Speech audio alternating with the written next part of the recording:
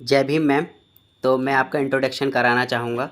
लक्ष्य commander Rajni Solanki ma'am, जय भीम। लक्ष्य कमांडर संगमित्रा गौतम मैम, जय भीम। लक्ष्य कमांडर रश्मि गौतम मैम, जय भीम। लक्ष्य कमांडर बबीता सेन मैम। जय भीम। तो आज की सामाजिक चर्चा शुरुआत होगी रितु सिंह के मामले को लेके। रितु सिंह का मामला क्या है, इस विषय में क्या क्या और चर्चाएं होनी चाहिए, और हमारा समाज इस विषय को जानकार है या नहीं है, इस विषय में हमारी आज की चर्चा होगी। तो मैं संगमित्रा मैम से पूछना चाहूँगा और जानना चाहूँगा कि ये रितु सिंह का मामला क्या है जो दिल्ली यूनिवर्सिटी का इतना वायरल हो रहा है। तो आप अपने समाज को बताएं कि ये मामला क्या है और इसके क्या क्या समाधान हो सकते हैं। जी, जैसा कि आज हम लोग अपनों से अपनी बात के कार्यक्रम में उपस्थित हुए हैं, हमारी लक्ष्य टीम। तो ये जो डॉक्टर रितु सिंह हैं, ये दिल्ली यूनिवर्सिटी में असिस्टेंट प्रोफेसर हैं एडहॉक पर, और इनकी 2019 की ज्वाइनिंग है। इन्होंने 2018 में पीएचडी किया था और ये साइकोलॉजी की असिस्टेंट प्रोफेसर के पद पर ये तैनात हुई थी 2018 में। और बहुत होशियार, बहुत इंटेलिजेंट, स्मार्ट हैं ये, अपने समाज की हैं, दलित समाज की बेटी हैं, गौरव हैं। और ये बहुत ही फर्राटेदार इंग्लिश बोलती हैं, स्मार्ट हैं, अच्छे कपड़ों में रहती हैं, अपने जो स्टूडेंट थे उनको पढ़ाती थी, अपने सब्जेक्ट में मास्टर थी। तो ये अम्बेडकराइट जो आंदोलन है, जो मूवमेंट है, उनसे ये प्रभावित हैं। और इन्होंने जब भी अपने क्लास में पढ़ाती थी तो और भी चीज़ों को इंक्लूड करती थी। अम्बेडकराइट जो मूवमेंट है उसको लेकर के बात करती थी, और आरक्षण पर बात करती थी, और एक मतलब सामाजिक जो अवेयरनेस थी उसको लेकर के ये टॉपिक उठाती थी। बच्चे इनसे बहुत खुश थे। उसमें क्या हुआ, एक इतने higher educated professor, assistant professor, उनके भी साथ जातीयता होती है दिल्ली यूनिवर्सिटी में। जब देखा कि ये बहुत स्मार्ट हैं, बच्चे इनसे इम्प्रेस हैं, अच्छा ये पढ़ा रही हैं, अच्छा बोल रही हैं, बहुत होशियार हैं, इनके नाम के आगे डॉक्टर रितु सिंह लिखा हुआ है, तो वहाँ का जो मैनेजमेंट था या फैकल्टी थी, उनको ये बात हजम नहीं होती है। अब वो लोग हाथ धो करके पीछे पड़ गए, जैसा कि दूसरे मामलों में होता है। इनको हटाने के लिए असंवैधानिक तरीके से क्या क्या हथकंडे अपनाए गए अभी हम लोग देख रहे हैं, और पिछले कई वर्षों से भी देखा जा रहा है, वो बार बार मीडिया में आ रही हैं। आजकल वो दिल्ली यूनिवर्सिटी के सामने गेट नंबर 4 पे वो बैठी हुई हैं, स्ट्राइक में बैठी हैं, जो कह रही हैं कि हमको न्याय चाहिए, और ये उनका हक भी है। वहाँ की जो प्रिंसिपल है वो कहीं और के बच्चे ला करके उनसे ये बुलवाया गया कि हम इनसे, इस जो assistant professor doctor Ritu Singh है, हम इनसे इम्प्रेस, मतलब हाँ, हम इनसे इम्प्रेस नहीं हैं, इनसे हमारी मतलब ये हमें अच्छा नहीं पढ़ाती हैं, या इस तरीके की बात करी गई। वो बच्चे दूसरी जगह के बच्चे थे, कहीं और के बच्चे वो लाए गए, जबकि ये जिन बच्चों को पढ़ाती थी वो बच्चे इनसे बहुत खुश हैं, और इनको निकाला गया क्योंकि हर साल जो है मतलब चूंकि एडहॉक पर थी ना, इसलिए आगे बढ़ाया जाता था। इनका जो पीरियड था, कार्यकाल था, वो हर साल बढ़ाया जाता था। तो अगले साल के बढ़ाने के दौरान में इनके में सिग्नेचर नहीं किए गए। तब इन्होंने इस मुद्दे को उठाया। दिल्ली के और बहुत सारे पूरे देश के जो बुद्धिजीवी लोग हैं और भी जो लोग हैं, वो इनका पूरा साथ दे रहे हैं, और भारतीय समन्वय संगठन लक्ष्य की टीम भी इनके साथ में है। और ऐसे बहुत से ऐसे प्रोफेसर या स्टूडेंट या जो गांव देहात में मजदूर लोग हैं, या युवा हैं, किसान हैं, छात्र हैं, हमारी महिलाएं हैं, उन सब के साथ में भारतीय समन्वय संगठन लक्ष्य खड़ा हुआ है, और हम इनके साथ भी पूरी तरह से खड़े हुए हैं। तो क्या ये मुद्दा पिछले 3 साल होने वाले हैं, 2019-20 का मामला है, अभी तक ये सॉल्व नहीं हुआ?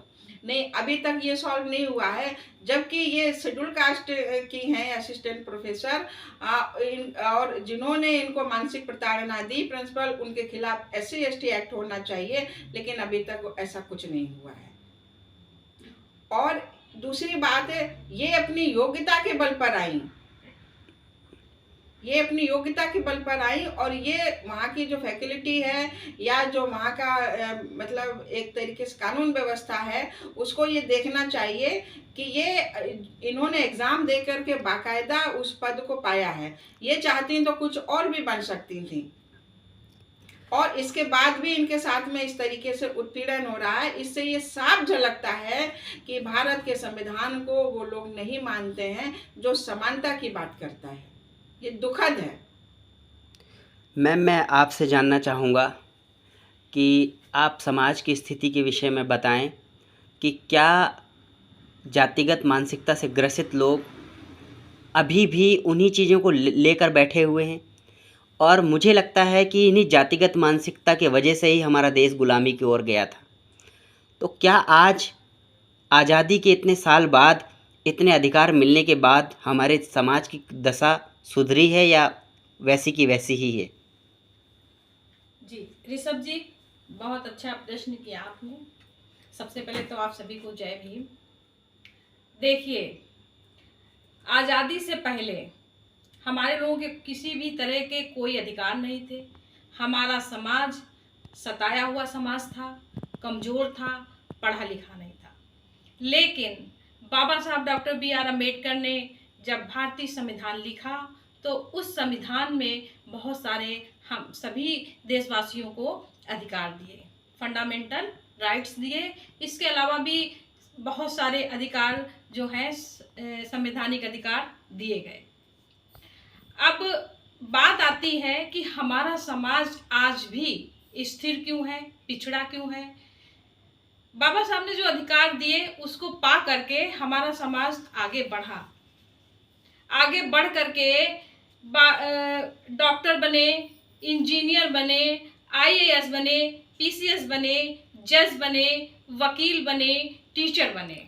और ये जो शिक्षा का अधिकार बाबा साहब ने दिया, इन अधिकारों को पा करके हमारे लोग विभिन्न विभिन्न क्षेत्रों में आगे बढ़े और ऊंचे ऊंचे पदों पर, ऊंची ऊंची कुर्सियों पर वो बैठे।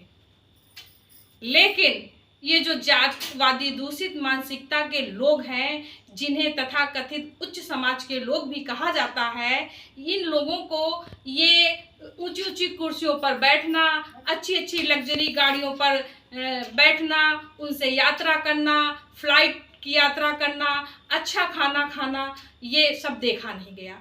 क्योंकि हमारा समाज ऐसा समाज है, ऐसे भूखे नंगे लोग हैं जो आज भी कूड़े के ढेर में खाना ढूंढते हैं, कूड़े के ढेर में वो खाना ढूंढते हैं। और आज भी हमारे लोग गटर में डुबकी लगाते हैं, उस गटर में, उस सीवर लाइन में जहाँ पर मलबा भरा होता है, मल भरा होता है, उस उफान में वो कूद करके आज भी हमारे समाज के लोग डुबकी लगाते हैं। लेकिन बाबा साहब का जो अधिकार मिला, उससे बहुत बड़ा बदलाव ये आया कि जो लोग, जो बच्चे, जो हमारा समाज कूड़े के ढेर में खाना खाता था, आज वो लोग डाइनिंग टेबल की कुर्सियों पे बैठ करके बोन चाइना की प्लेट में खाना खा रहे हैं। आज वो लोग हमारे बाबा साहब के अधिकारों को पा करके 5 स्टार होटल के स्विमिंग पूल में नहा रहे हैं। आज हमारे लोग अच्छी अच्छी लग्जरी गाड़ियों में चल रहे हैं।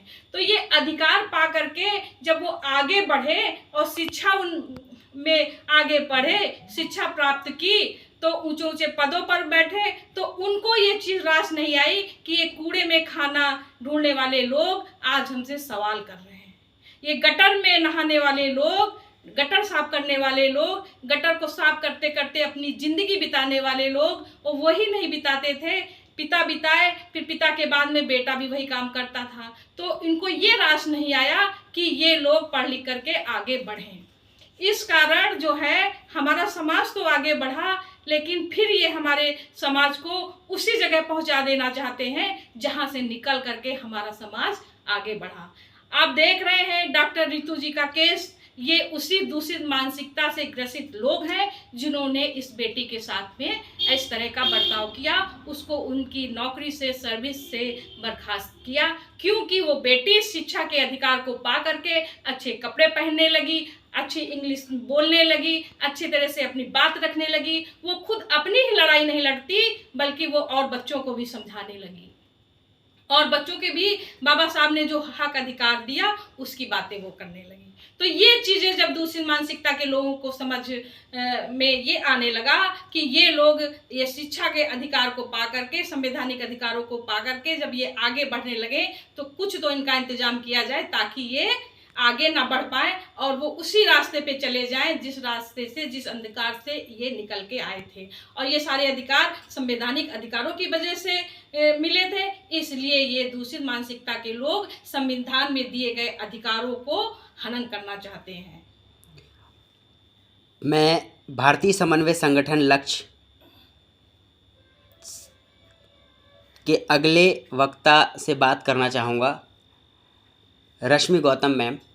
मैंने सुना है कि भारतीय समन्वय संगठन गांव-गांव जाकर लोगों की मदद करते हैं, एक जागरूकता अभियान लक्ष्य के तहत चलाया जाता है। तो मैं जानना चाहूँगा कि ये लक्ष्य क्या है और किस तरह इसकी कार्यशैली है। जी, जय भीम। ये भारतीय समन्वय संगठन लक्ष्य, हमारा ये बहुत बड़ा लक्ष्य संगठन है। ये कई ज़िलों में फैला हुआ है और वहाँ से ये दिल्ली से चलकर ये लक्ष्य संगठन हमारा ये लखनऊ में आया है। इसमें डॉक्टर खजान सिंह जी ने हम सबको यहाँ आकर के जोड़ा है, हम सब लोग एक हुए हैं। अब जब यहाँ की एक होकर के एक बड़ी सी टीम बनी है हम लोगों की, फिर उसमें चर्चा हुई है कि हमारे जो दलित भाई है जो गांव देहातों में रहते हैं वहाँ तक कैसे पहुँचा जाए। ये हमारे यहाँ की टीम में ये बातें चर्चा की गई थी। तो इस तरह से जो हमारे संगठन में इस तरह की बातें होती रहीं और जब बातें हुई और अंत में यही निकल के आया कि आप सब लोग गांव-गांव की तरफ जाइए, क्योंकि वहाँ के लोग अभी जागरूक नहीं हैं, उन्हें आप जा कर के बताइए हमारा संगठन कैसे काम करता है और कैसे इसमें हम लोग आए हैं। तो ये जो है हम लोग गांव में जब जाते हैं, वहाँ पर जो हमारी टीम जाती है वहाँ पे गांव के लोगों को बताते हैं और समझाते हैं कि हमारा समाज कैसे जो अंधकार में डूबा हुआ, अंधविश्वास में डूबा हुआ है। ये वहाँ से निकल करके आए, हमारी पढ़ाई को, शिक्षा को ये जानने की कोशिश करें। और बहुत हमारी महिलाएं वहाँ जाकर के शिक्षा के बारे में बताती, अंधविश्वास के बारे में बताती और पिछड़े हुए लोगों के बारे में बताती कि हम अपने अधिकार को कैसे मालूम करें। तो ये हमारी शिक्षा पढ़ाई से ही आती है। अगला सवाल मेरा बबीता सेन मैम से है कि ये संगठन कब से चल रहा है और क्या ये कार्य करने से आपको कोई परिवर्तन देखने को मिल रहा है या नहीं, या हमारा समाज इन सारी चीज़ों से भी प्रभावित नहीं हो पा रहा है।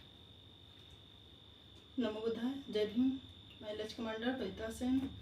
ये हमारा लक्ष्य संगठन 24 सालों से निरंतर गांव-गांव, शहर-शहर में काम कर रहा है और लोगों को घर, गांव, जगह-जगह जाके जागरूकता दे रहा है और उनके हक अधिकारों के बारे में बताता है लक्ष्य संगठन। और इस लक्ष्य संगठन से हमारे गांव में बहुत ही जागरूकता आई है। वो लोग अपनी बात को रखने में, बात कहने में कहीं भी हिचकते नहीं हैं और अपने हक अधिकार के लिए, जैसे उनको FIR दर्ज करना है या अपने हक अधिकार के लिए लड़ना है, संगठित होना है, तो उन लक्ष्य से उन लोगों को ये मिला है कि हम लोगों को संगठित रहना चाहिए और अपने लिए संघर्ष करना चाहिए। अपनों से अपनी बात में हमने रितु सिंह के बारे में जाना कि किस तरह से वो पिछले 3 साल से संघर्ष कर रही हैं और भारतीय समन्वय संगठन उनके साथ खड़ा हुआ है। साथ में भारतीय समन्वय संगठन के विषय में जाना कि किस तरह से 24 सालों से ये संगठन ज़मीन से जुड़ा हुआ है और हमारे लोगों के हक अधिकारों की बात कर रहा है, उनकी शिक्षा की बात कर रहा है। आगे आप इस चर्चा को देखने के लिए लक्ष्य 99 न्यूज़ चैनल सब्सक्राइब कर सकते हैं और इन सारी चर्चाओं के विषय में जान सकते हैं। इसी लक्ष्य 99 न्यूज़ यूट्यूब चैनल में आपको सारे कॉन्टैक्ट नंबर मिल जाएंगे।